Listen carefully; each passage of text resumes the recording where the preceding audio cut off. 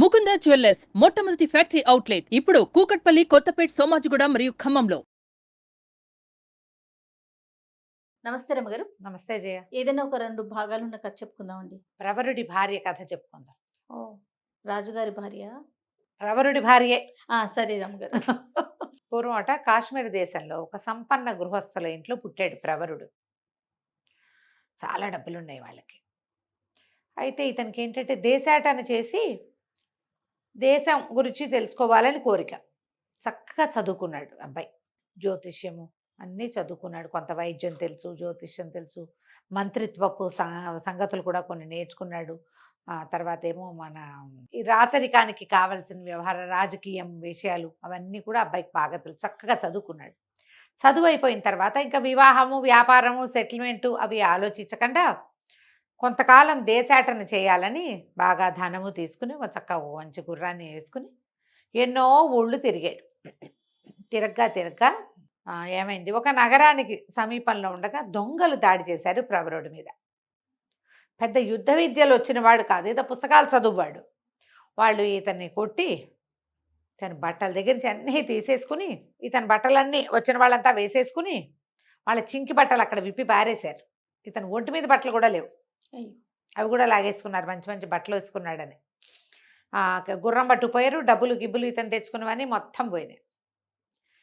దిశమూలతో మిగిలాడు. లోపల భాగాల్లో ఉండే బట్టలే తప్పిస్తే ఇంకేం లేదు. దిశమూల అనకూడదు, ఏదో చిన్న అంగాస్త్రంతో మిగిలి ఏం చేస్తాడు, ఆ దొంగలు విడిచిన కుళ్ళుగుడ్డలే ఏవో ఒకటి కట్టుకుని ఇక నడవటం మొదలుపెట్టాడు. అంతకుముందు డబ్బులు ఉండటంతో ఆహారానికి ఎక్కడా లోటు లేదు. సరే ఇక నడిచి ఎట్లాగోట్లా 2 రోజులకి ఒక నగరం చేరాడు. చేరితే ఏదైనా సత్రాలు అవి ఉన్నాయో లేదో తెలీదు. జనాలు ఎవరికైనా నా పరిస్థితి ఇది, దొంగలు నా మీద పడ్డారు, ఇలా దోచేసుకున్నారని చెప్పడానికి సిగ్గుపడ్డాడు. పెద్దింటివాడు కదా. అలాగే ఆలోచించుకుంటూ మెల్లిగా ఆట నడిచి ఒక గుర్రపు శాల వాకిట్లో అరుగు మీద కూర్చున్నాడు. ఆహారం తీసుకుని 2 రోజులైంది. మరి గుర్రపు శాల దగ్గర విశాలంగా ఉంది, గాలిస్తుంది. ఆకలి నిస్త్రాణకి మెల్లిగా సాగోరి నిద్రపోతున్నాడు. నిద్రపోతుంటే ఏమైంది, ఆ నగరానికి రాజుగారు ఒక ఆయన ఉన్నారు, జయసేనుడని. ఆయనకు ఒక కూతురు ఉంది, కాంచనవల్లి. పిల్ల చాలా అందగత్తే, పిల్ల చక్కగా చదువుకుంది. తండ్రి పెళ్లి చేయాలని భావించాడు. ఏవో పెళ్లి సంబంధాలు తెస్తున్నారు, కానీ ఈ అమ్మాయికి నేను ఇంత చదువుకున్నాను, దాంతో సంబంధం లేకుండా ఎవరో ఒకళ్ళని చేసుకోవడం ఇష్టం లేదు ఆ పిల్లకి. చదువుకున్న వాడినే పెళ్లి చేసుకోవాలి. ఏదైనా పెళ్లి సంబంధం రాక ఏం చదువుకున్నాడంటే ఏదో కాదు, ఈయనకి అది వచ్చా, పంచకావ్యాలు వచ్చా, అవేవి రావు. ఎట్లా పెళ్లి చేసుకోవడం ఇష్టం లేదు. అందుకని ఈ అమ్మాయి ఏమనుకుంది, నా దారి నేను ఇంట్లో నుంచి వెళ్ళిపోయి నా అంత చదువుకున్న వాడిని ఒకడిని చేసుకోవాలి అని భావించి తన స్నేహితుడు అయిన మంత్రి కుమారుడికి ఒక ఉత్తరం రాసింది. నేను ఇంట్లో నుంచి దేశాటానికి వెళ్ళిపోవాలనుకుంటున్నాను, మరి నువ్వు గుర్రపుశాల దగ్గరకు వచ్చి ఉండు, 2 గుర్రాల మీద వెళ్ళిపోదాం.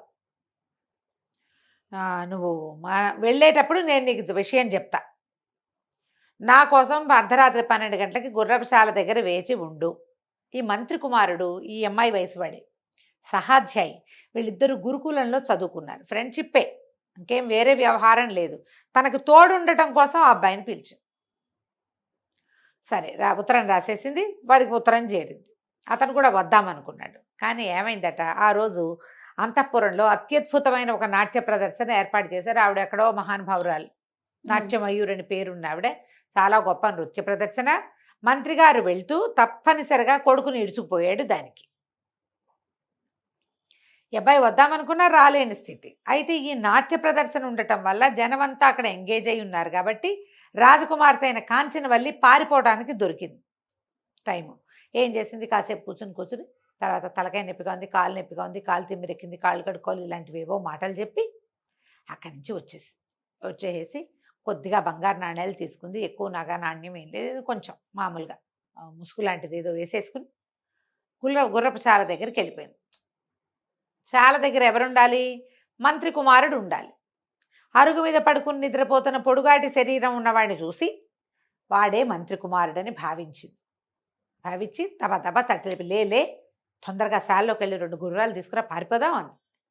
అర్థం కాల ప్రవరుడికి. నిద్రలో లేచాడు.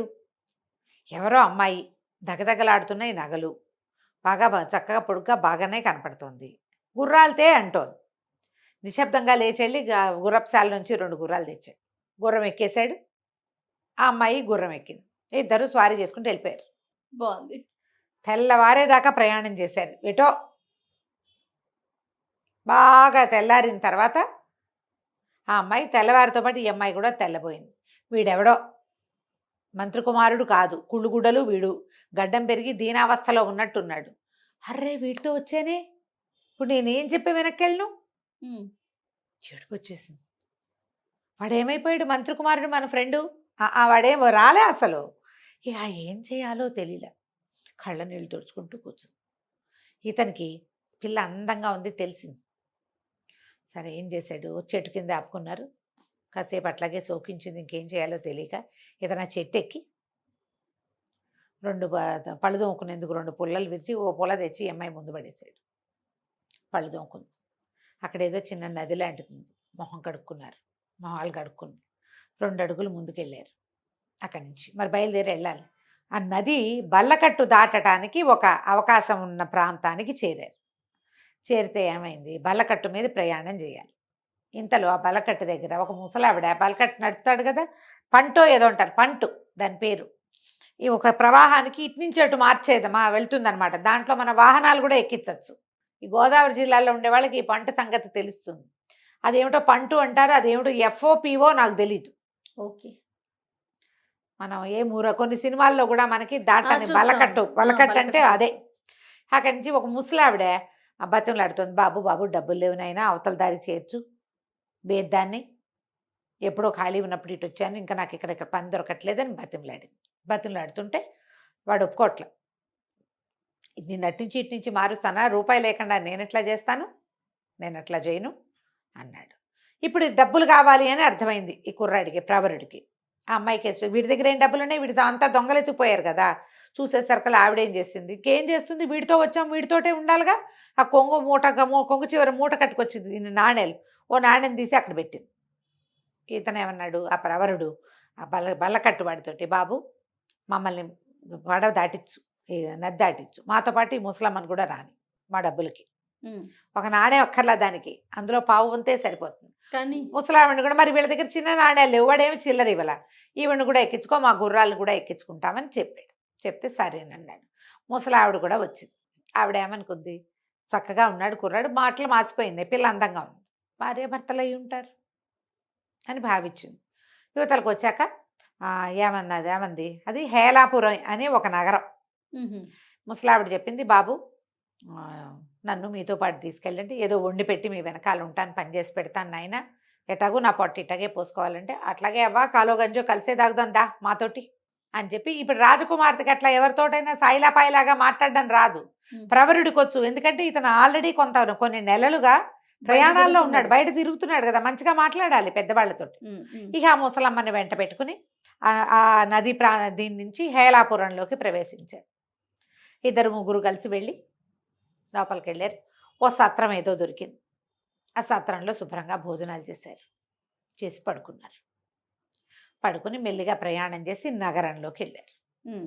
నగరంలోకి వెళ్ళాక ఇతను ఏం చేశాడు, మీరు ఇక్కడే ఉండండి అని ఊళ్ళోకి వెళ్ళి అక్కడ కూడా ఒక సత్రం ఏదో చూశారు, అక్కడ ఉన్నారు గుర్రాలు వేసుకుని. ఇతను మర్నాడు పొద్దునే లేచి కాస్త స్నానం చేసి ఆ ఒంటి మీద ఉన్న గుడ్డల్ని కాస్త ఏదో సరి చేసుకుని వ్యాపారస్తులు ఉండే కూడాళ్ళ దగ్గరికి వెళ్ళి ఒక కొట్లోకి వెళ్ళి, అయ్యా నాకు కొంచెం జ్యోతిషం తెలుసండి, దినఫలాలు అవి చెప్పగలను, దాన్ని బట్టి మీ వ్యాపారం వృద్ధి చేసుకోవచ్చు, ఆసక్తి ఉన్న వాళ్ళు మీ నక్షత్రాలు, మీ జ్యోతిషం, మీ జాతక చక్రాలు ఇవ్వండి అన్నాడు.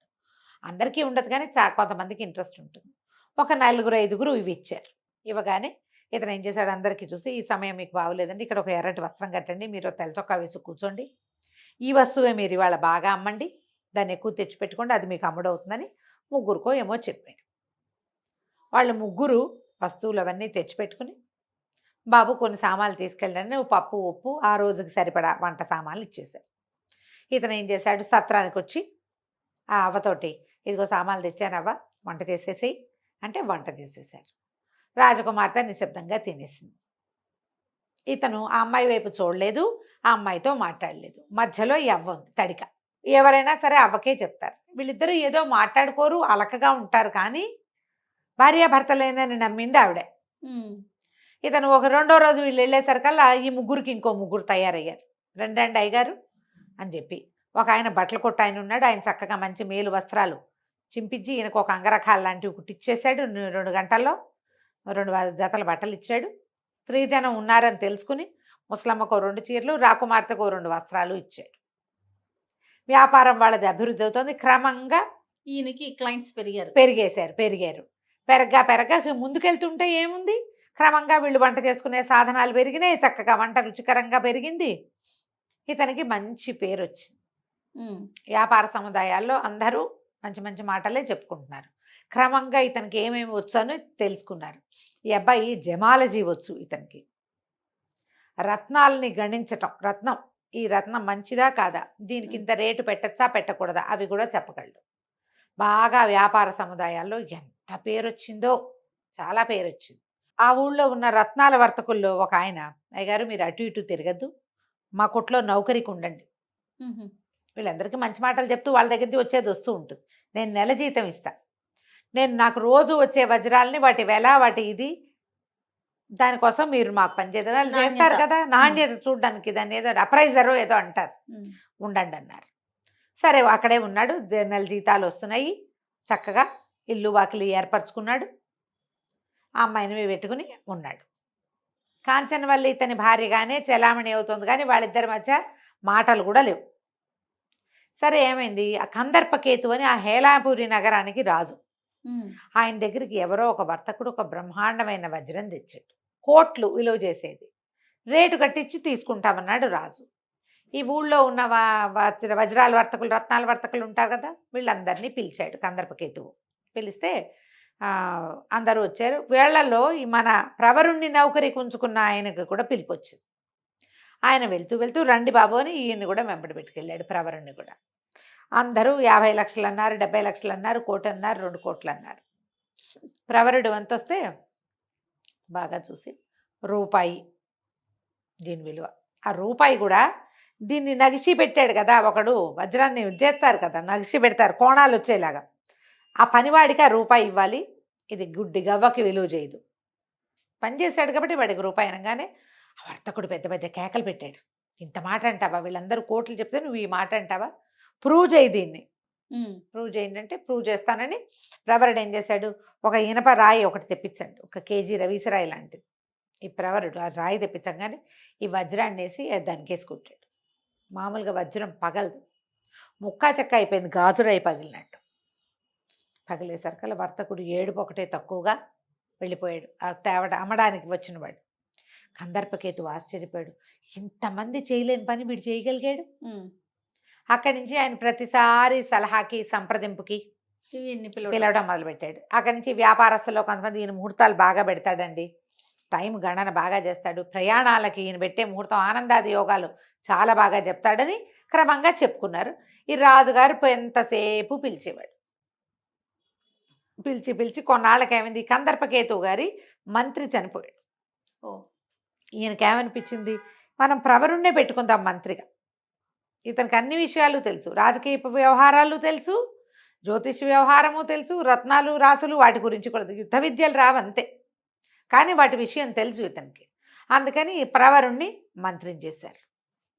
మంత్రి అయ్యాక అప్పుడు ప్రవరుడి కుటుంబం గురించి అందరికీ ప్రశ్న వచ్చింది, ఎవరు ఏమిటి ఏంటి సంగతి అని. అయితే ఈ ప్రవరుడిట్లో ఒక చాకలమ్మాయి బట్టలు ఉతికేది. ఆవిడే రాణిగారి అంతఃపురం, అమ్మాయే రాణిగారి అంతఃపురానికి కూడా వచ్చేది. దాని ద్వారా మంత్రి గారు ప్రవరుడి భార్య మహాద్భుత సౌందర్యవతని ప్రచారంలోకి వచ్చింది. రాజుగారికి రాణిగారికి తెలిసింది, అబ్బో కొత్త మంత్రి గారి భార్య భలే అందగతిటండి, చాకలు చెప్పిందని చెప్పి ఈయనకి ఆ సౌందర్యవతిని చూద్దామనిపించింది. రాజుగారికి ప్రవరుడి భార్య చాలా అందగత్తని చాకలు దాని వల్ల విని రాజుగారు చూద్దాం అనుకున్నాడు. మీ ఆవిడని చూపించు అంటే బాగోదు కాదు రమ్మగారు, బాగుంది అనగానే కదా, మామూలుగా చూద్దాం అనుకున్నాడు. అయితే ఏమైంది, ఎలా పిలుస్తాం, ఎలా చూపించమని అడుగుతాం, అందుకని బాగా ఆలోచించి ఇవాళ భోజనానికి రండి మా ఇంటికి అని రాజుగారు ప్రవరుణ్ణి పిలిచాడు. ప్రవరుణ్ణి తనతో పాటు సహపంక్తి భోజనాన్ని కూర్చోబెట్టుకుని రాణిగారితో వడ్డం చేయించాడు. ఇప్పుడు రాణిగారే వడ్డం చేసినప్పుడు రేపొద్దున మనం కూడా భోజనాన్ని పిలిస్తే మన ఆవిడే వడ్డించాలి. అర్థం కాలే, మీ ఇంటికి భోజనానికి ఎప్పుడు పిలుస్తున్నావు నన్ను అని హింట్గా అడిగాడు. అడిగేసరికి తనకి తెలియలా ఏం చేయాలో. పెళ్ళన్నా చేసుకోలేదా, పిల్లెవరో ఏదో వచ్చేసింది మన వెనకాల. ఇది అవివాహిత అమ్మాయిని, పరస్త్రీని ఎట్లా భోజనం వంట చెయ్యని ఎట్లా చెప్తాము అని ఈయన ఆలోచించుకుంటూ కూర్చున్నాడు. ఇంటికి వెళ్ళాక ఇక్కడికి రాజుగారింటికి తీసుకొచ్చాడు మరి. లేదు, తను ఒక్కడే వచ్చాడు భోజనానికి. ఇప్పుడు రాజేమో రాణితో వడ్డింపించాడు. అక్కడ మరి ఇప్పుడు మన ఇంట్లో మన భార్యతో వడ్డించాలి. పని వాళ్ళు వడ్డిస్తే బాగోదు. అందరు బోళ్ళంతా పరిచారికా జనం ఉండి రాణిగారి స్వయంగా వడ్డించినప్పుడు ఇంటికైనా ఇల్లాలు వడ్డించొద్దు ఆలోచిస్తున్నాడు. సరే ఆ పూట భోజనానికి రాత్రి ఏమిటి ఇతనికి, ఆ అమ్మాయికి ఏమనిపించింది, ఇతను ఏదో నా విషయమే మొహమాట పడుతున్నాడు ఏదో అడగడానికి అనుకుని ముసలమ్మతో ఏం చెప్పిందంటే, ఏం కావాలంటే అది చెప్పమనవ్వా, తను అడిగితే చెయ్యని వాళ్ళు ఎవరిక్కడ, విషయం చెప్పమను, భోజనానికి రమ్మను అని పిలిచింది. ఓ గదిలోనే ఆయన అటు ఈవిడిటు కూర్చుని తినేవాళ్ళు. అప్పుడు ఈయన ఏం చెప్పాడు, సరే అవ్వ రమ్మందిగా భోజనానికి రమ్మంది, నువ్వు అమ్మాయి నువ్వు చెప్తే కాదని వాళ్ళు ఎవరిక్కడ అంటోంది, ఏమిటో నీ మనసులో ఉన్నమాట చెప్పునైనా అంటే, రాజుగారి ఇంట్లో భోజనానికి వెళ్ళాను, వాళ్ళ ఇంట్లో ఏమో రాణిగారితో వడ్డించారు, నీ ఇంటికి భోజనానికి ఎప్పుడు పిలుస్తావో, నువ్వు మంత్రి అయ్యావు అని అడిగాడు.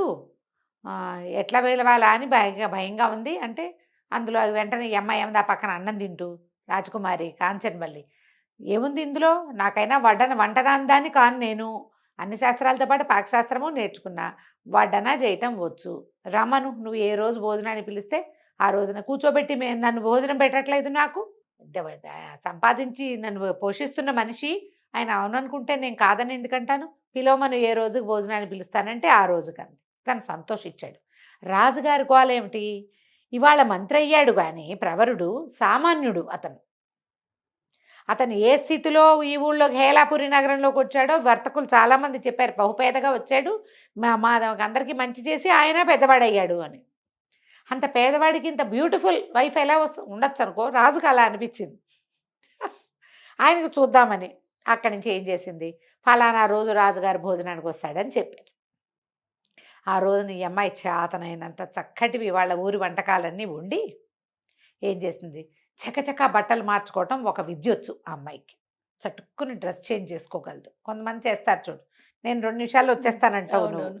ఈ అమ్మాయి ఏం చేసింది, మొదట రాజుగారికి వడ్డం చేసినప్పుడు జారుముడి లేత రంగు పట్టుచీర కట్టుకుని, సగం మారు వడ్డనకి ఇంకో రకం అలంకారంతో జారుముడి మానేసి చక్కమని జుట్టు పైకి ముడుచుకుని దాని నిండా పువ్వులు పెట్టుకుని లేత రంగు చీర విడిచి ముదురు రంగు చీర కట్టుకుని రెండోసారి వచ్చింది. మామూలుగా అన్నీ వడ్డించాక నెయ్యి వేసేటప్పటి వరకు ఒకటి, కూర్చున్నాక కూరలు పప్పు మళ్ళీ అందిస్తాం మారువడ్డని అంటారు. రెండోసారికి ఏమో 2 నిమిషాల్లో వీళ్ళు పరిచబట్టి తిని 4 ముద్దలు తిని కూర పప్పుల్లోకి మళ్ళీ వచ్చేసరికి రెండో అవతారంతో వచ్చింది. ఈయన మొదట వచ్చిన అమ్మాయిని చూశాడు, రెండోసారి వచ్చిన అమ్మాయిని చూశాడు, వీళ్ళిద్దరూ ఒకటేననుకోలే రాజు. ఇంటికి వెళ్ళాక ఏమో ప్రవరుడికి ఒక భార్య అనుకుంటున్నాం, కాదు 2 భార్యలు చక్కటి చుక్కలు అనుకో, ఇద్దరును పోనీలే. ఒక అమ్మాయి ఒక రవ సన్నగా ఉంది, రెండో అమ్మాయి ఒక రవ స్థూలంగా ఉంది, చక్కగా ఉన్నారు. ఎందుకంటే లేత రంగు చీరల్లో అంత సన్నగా కనపడరు, ముదురు రంగు చీరల్లో స్లిమ్గా కనిపిస్తారు. ఆశ్చర్యపోయింది. అవునా అంది రాణిగారు. ఆవిడకు కూడా ఆ అందగత్తి ఏమిటో చూద్దామనిపించింది. రాజుగారు రకరకాల సౌందర్యవతలను చూసేవాడు. ప్రవరుడి భార్య చూడచక్కని చుక్క, 2 చుక్కలు అని చెప్తే 2 చుక్కల్ని చూడొద్దు మనం. అందుకని ఏమండి వచ్చే చంద్రోదయానికి పౌర్ణమికి మనం సముద్ర స్నానానికి వెళ్తాం కదా, సరిగంగ స్నానాలు చేస్తారు, కొంగులు కట్టుకుని సరిగంగ స్నానం చేస్తారు. సరిగంగ స్నానాలు వినుంటావు కదా నువ్వు. ఆ సరిగంగ స్నానం అంటే ఏంటంటే 2 భార్యాభర్త ఇద్దరు కొంగులు ముడివేసుకుని ఒకేసారి మునుగుతారు. వాళ్ళు కూడా మనతో పాటు సరిగంగ స్నానాలు చేస్తారు, రమ్మనండి. రాజుగారు చెప్పారు, రాణిగారు ఇలా ముచ్చట పడుతుందా, మీ ఆవిళ్ళు ఇద్దరిని తీసుకురానగా నేను బిక్కచచ్చిపోయాడు. ఇప్పుడు ఏమిటి వంట చేసి వడ్డం చేయమంటే చేసిద్ది, కానీ నాతో పాటు కొంగులు కట్టుకుని సరిగంగ స్నానాలు చేయంటే పైగా ఇద్దరు, ఒక్కరికే లేదు ఇక్కడ. అక్కడి నుంచి రాత్రి మళ్ళీ బికం వేసుకుని కూర్చున్నాడు. నాకు అన్నం వద్దవా, ఆకలేయటం లేదన్నాడు.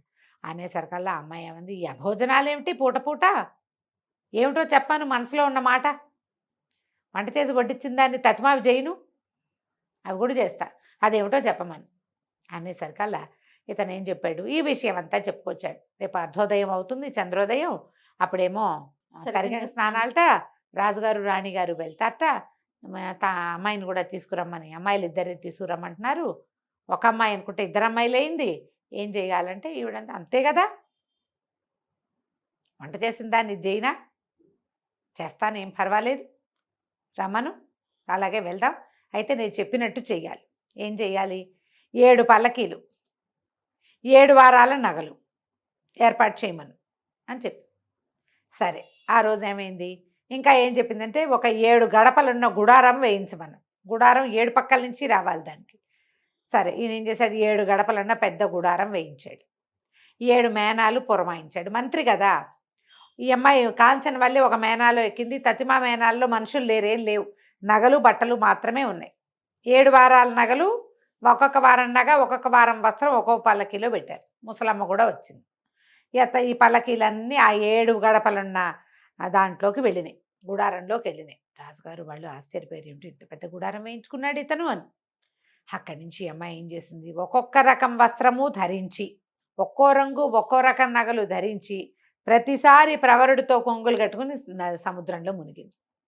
7 భార్యలు ప్రవరుడికి అనుకున్నారు వాళ్ళు. రామ.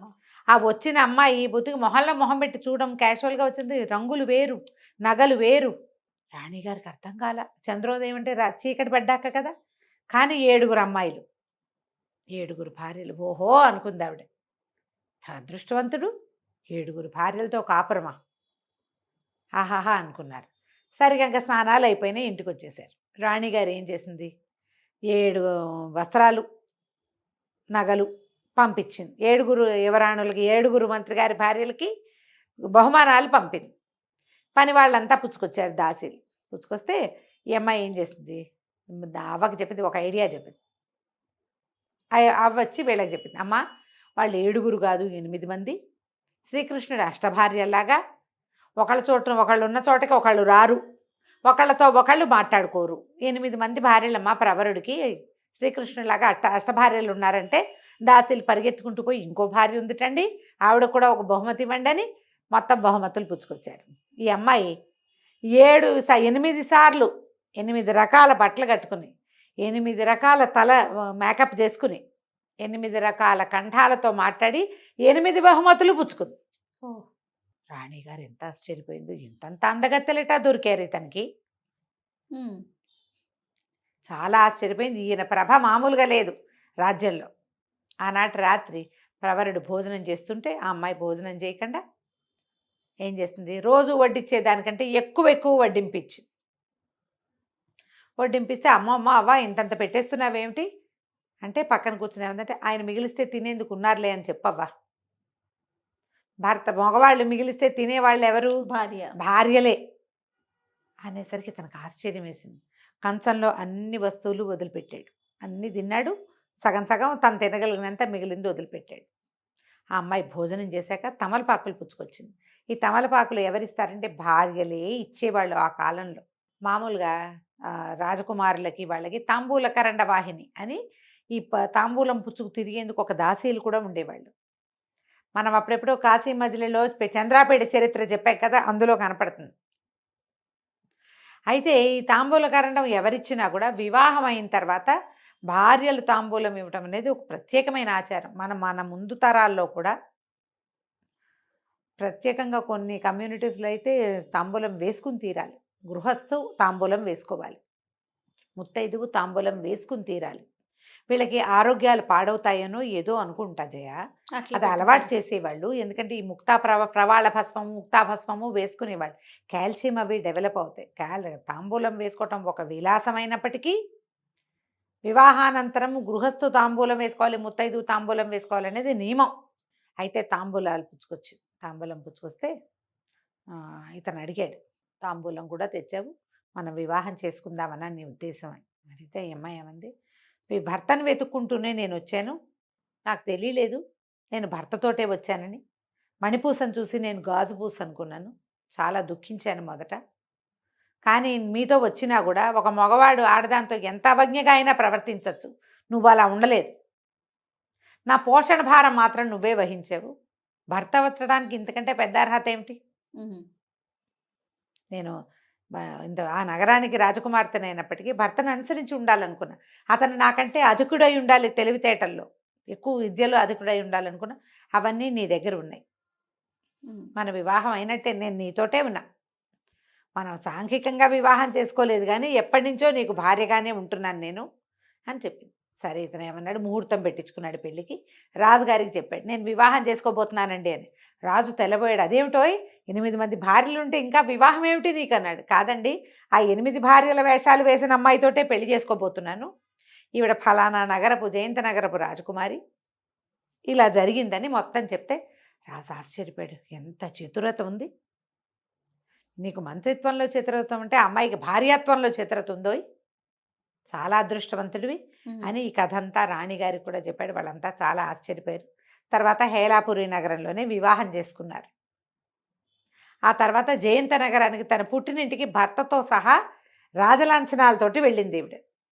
తండ్రి వెతికాడు బోళ్ళు సంబంధాలు, ఎక్కడా కుదరలేదు. అదే మరి ఇక్కడికి మంత్రిత్వంగా చేసినటువంటి యువకుడిని వాళ్ళు రాజుని చేసుకున్నారు.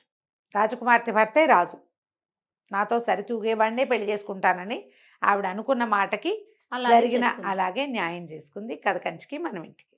నమస్తే. నమస్తే జయ.